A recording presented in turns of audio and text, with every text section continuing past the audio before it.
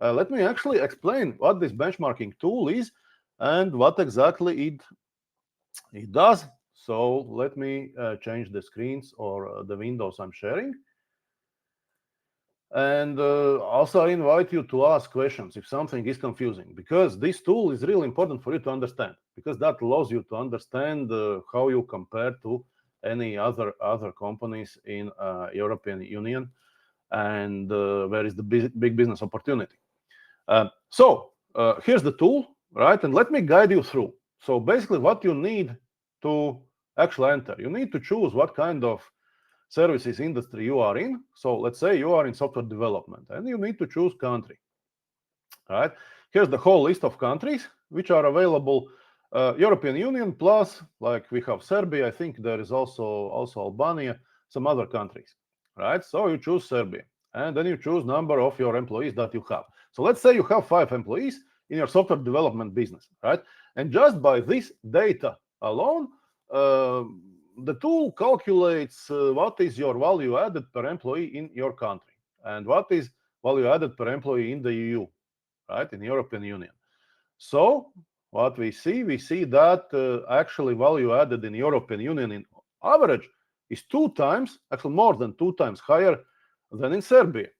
Now, a question, obvious. Okay, Roland, you said you tell us what the value added is. And value added is basically 2 things. Value added is profits that you as business founder or owner take home, and it's your personal cost, basically how much you're paying your employees, and that includes everything like salaries, health insurance, company car, etc., all the benefits that buyers are getting, right? So this is how you calculate value added. So value added in business is basically the value that either your employees or yourself you're taking away from business, right? And on average, in Europe, they take away 2 times more than in Serbia. And also do note that the European Union also includes Eastern Europe. Poland is a huge country. Bulgaria, Romania, Hungary, right? So it doesn't mean that your value added is limited by the average in the European Union. Okay, Bogdan is asking about Romania. All right, let's then change the model to Romania for Bogdan. Okay, where is Romania? Here's Romania. All right.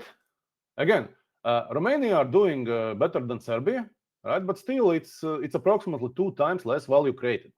Okay, but let us take it a step further. Now we know that in average in European Union, if Bogdan was selling to European Union, he would be able to make huge profits. Let's explore it a bit more. So let's assume Bogdan is making 15,000 profits, which he takes home every year as a business owner, and he pays 200,000 in salaries, right? So what happens? So the tool calculates value added per employee for Bogdan, right? And it also sees that Bogdan actually is making less value than average companies in Romania, specifically software development companies. So why could that happen? It could happen for 2 reasons. Either Bogdan is taking home too little profits, right? Or maybe he's paying too little to his employees. He's found the guys whom he can exploit, right? Or maybe both things, right? So in general, the tool is showing here that Bogdan, there's a problem. You are doing worse than other companies in your country. And the tool also shows how Bogdan. I'm for some reason mixing these names. And the tool also shows how Bogdan is doing versus European Union average, right? And now here's one more thing you can do with this tool. You can choose a country. So for example, if Bogdan is considering to sell to Sweden, actually you can see that his value add is what it makes 3 times less than in Sweden, right? And also, if we assume that Bogdan now would use the same team and he would sell exactly the same set of services to Sweden, that is basically €500,000. That is Bogdan's profit that he could make. Now, again, value added consists of 2 things: profits and what you pay salaries to your employees. Because your salaries are fixed, right? You keep it at existing level, but you sell in other market.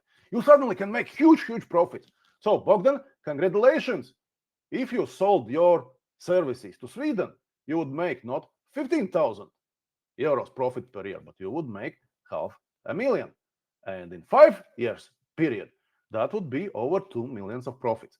So I just want you to understand and see how big this opportunity is and what is the money that we are leaving on the table.